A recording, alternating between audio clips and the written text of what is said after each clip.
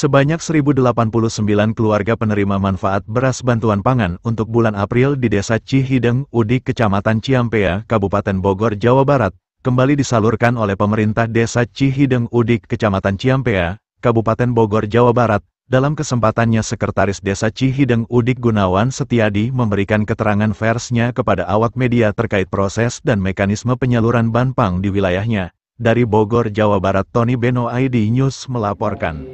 Biasanya dibagi per zona ya, itu 2 hari biasanya seperti itu. Berarti per zona dilakukan berapa hari? 2 hari? 2 hari. Syaratnya apa saja sih? Kakak KTP asli dan fotokopi. Mereka satu KPM mendapatkan beras berapa? Satu karung itu 10 kilo. 10 kilo. Nah, untuk teknis pengambilan sendiri bisa diambil oleh misalkan yang dapatnya suami, tapi yang ambil istri akan masih dalam satu kartu keluarga itu bisa. Untuk tahun sekarang ini ada penambahan nggak KPM? Tidak ada. Tidak ada, tetap Ya. begitu. Untuk kualitas berasnya sendiri gimana Pak? Alhamdulillah mungkin sama dengan bulan-bulan yang kemarin.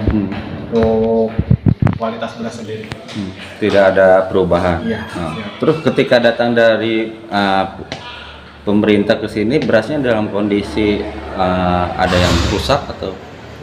kalau rusak sih tidak, mungkin kalau sobek sedikit ada. Kalau untuk rusaknya yang parah itu tidak, cuman kalau untuk ke gores atau terkait itu ada. Untuk tahun sekarang bantuan yang keberapa Pak? Ini yang keempat. Keempat. Bulan April. Bulan April. Bulan April apa bulan Mei ini Pak? April. Bulan April bukan Mei. Bukan, distribusi bulan keempat bulan April kita. Mei belum Pak. Yang Mei belum ya? Ya. Pak, ada harapan khusus Pak untuk pemerintah terkait bantuan-bantuan? Ya, kalau dari saya sendiri mungkin sama ya. Sebenarnya untuk data penerima bantuan sendiri kadang-kadang kita bingung ini data dari mana, karena banyak juga yang tidak tepat sasaran. Tuh ya, salah satunya. Kalau saya sih lebih setuju data itu dibalikkan lagi ke wilayah masing-masing atau ke desa masing-masing, karena di wilayah sendiri yang lebih tahu warganya siapa saja yang punya hak, layak dan tidak layak untuk menerima bantuan itu. Karena jujur ini data juga kita kebingungan data dari mana, ada yang dari BPS lah, ada yang dari dinas dan sebagainya.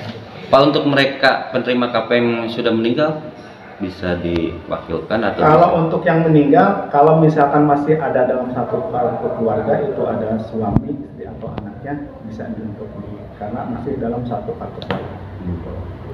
Yang penting harus ada dalam nama di satu keluarga itu kakak itu. Dan itu pun nanti kita buatkan SPTJM kalau misalkan udah ketahuan si KPM-nya itu meninggal, berarti dialihkan ke istri karena masih dalam satu kakak.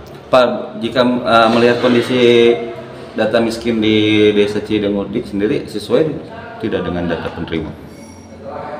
Kalau disebut sesuai dan tidak sesuai, sebenarnya kita tidak punya data real ya. Cuman kalau karena data kita pada beberapa data PKH, BPNT dengan ini Badan Pangan Nasional juga datanya beda-beda.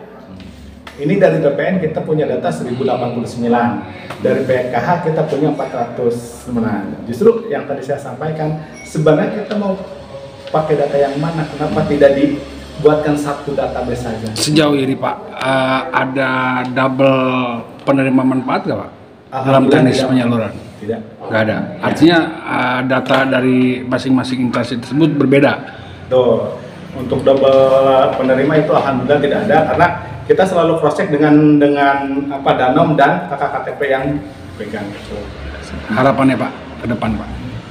Harapannya mungkin untuk tadi, kalau saya lebih ke data penerima Pak, kalau bisa dikembalikan lagi ke dikembalikan lagi ke wilayah atau ke bawah, karena yang tahu persis kondisi warganya itu kita di wilayah.